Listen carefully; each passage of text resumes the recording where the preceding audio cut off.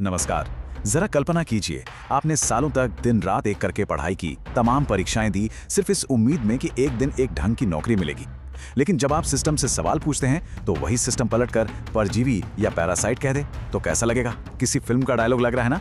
लेकिन ये हमारे देश की एक बहुत बड़ी और कड़वी सच्चाई बन चुका है। आज की इस विवेचना में हम किसी एक पक्ष की बात नहीं करेंगे। हम बिल्कुल निष्पक्ष होकर समझेंगे कि क्या वाकई बेरोजगार युवा सिस्टम पर बोझ बन गए हैं या फिर सिस्टम में ही कुछ बड़े झोल हैं।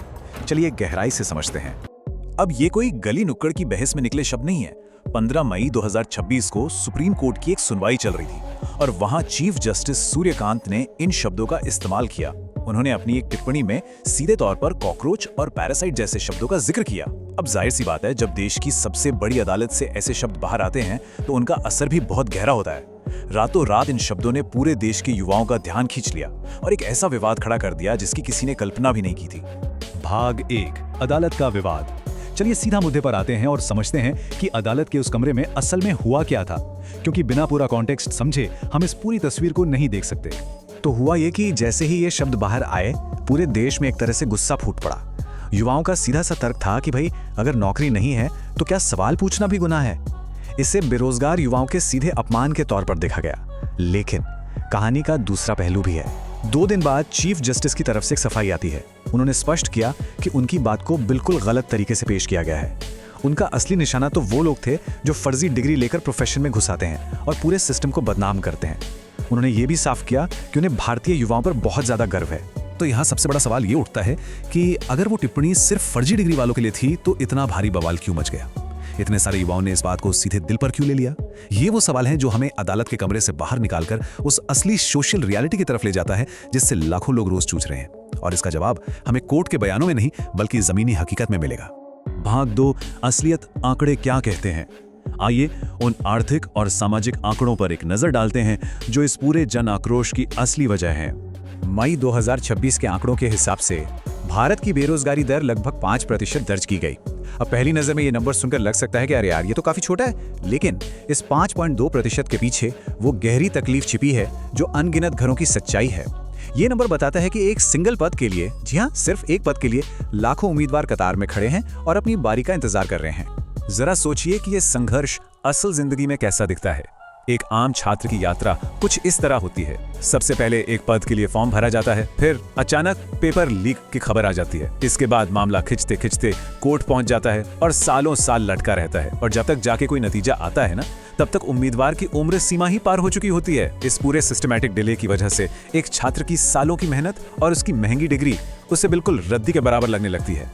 अब जब कोई युवा इस पूरी थका देने वाली प्रक्रिया से टूट जाता है तो वो क्या करेगा?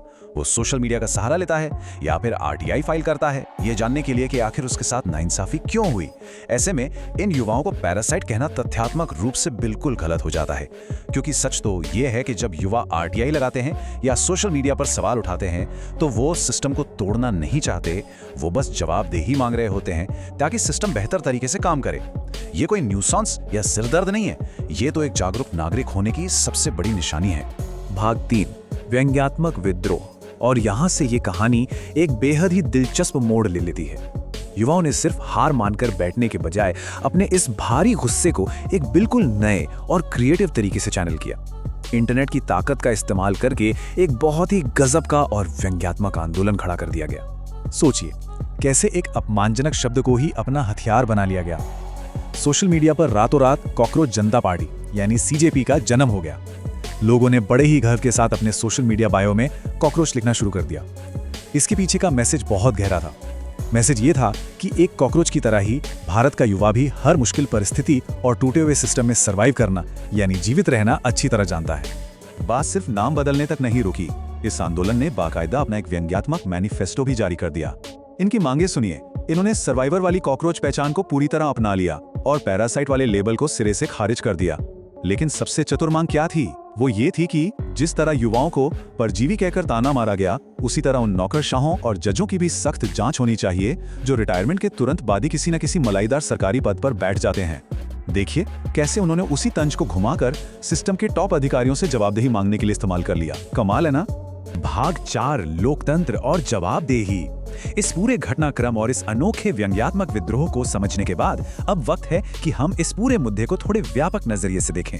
ये अब सिर्फ एक कोर्ट की टिप्पणी या इंटरनेट के किसी मीम का मामला नहीं रह गया है। इसका सीधा कनेक्शन हमारे लोकतंत्र और संस्थाओं की जवाबदेही से है। एक लोकतंत्र में सबसे बुनियादी बात यह है कि कोई भी संस्था, चाहे वो सरकार हो या न्यायपालिका, सवालों से ऊपर नहीं हो सकती। जब हम अदालतों को न्याय का मंदिर कहते हैं तो वहां बैठे लोगों की जिम्मेदारी और भी ज्यादा बढ़ जाती है। उन्हें उन नागरिकों के प्रति ज्यादा संवेदनशीलता दिखानी चाहिए जो पहले से ही सिस्टम की कमियों से जूझ रहे हैं और हताश हैं। जाहिर सी बात है, ऊंचे पदों पर बैठे लोगों के मुंह से निकले शब्दों का वजन बहुत ज्यादा होता है। हम सभी भारत को एक विकसित देश बनते हुए देखना चाहते हैं, लेकिन एक विकसित राष्ट्र तब बनता है जब वहां आराम से रचनात्मक आलोचना और सिस्टम की जवाबदेही मौजूद हो। भारत सही मायनों में तभी विकसित बनेगा जब उसके युवाओं की आवाज को, उनके सवालों और उनके गुस्से को महज एक शोर या न्यूसेंस मानकर इग्नोर नहीं किया जाएगा, बल्कि उससे व्यवस्था को सुधारने के लिए दिए गए एक सुझाव के रूप में देखा जाएगा। हम आज की इस विवेचना को एक बहुत ही विचारोत्तेजक सवाल के साथ खत्म कर रहे हैं। जरा सोचिए, क्या सोशल मीडिया पर की गई आलोचना वास्तव में कोई सिरदर्द है या फिर यह हमारा एक मौलिक लोकतांत्रिक अधिकार है? लोकतंत्र में सत्ता का यह बैलेंस आखिर कैसे बना रहना चाहिए? इस बारे में विचार जरूर कीजिएगा और अपने विचार कमेंट सेक्शन में साझा करना मत भूलिएगा।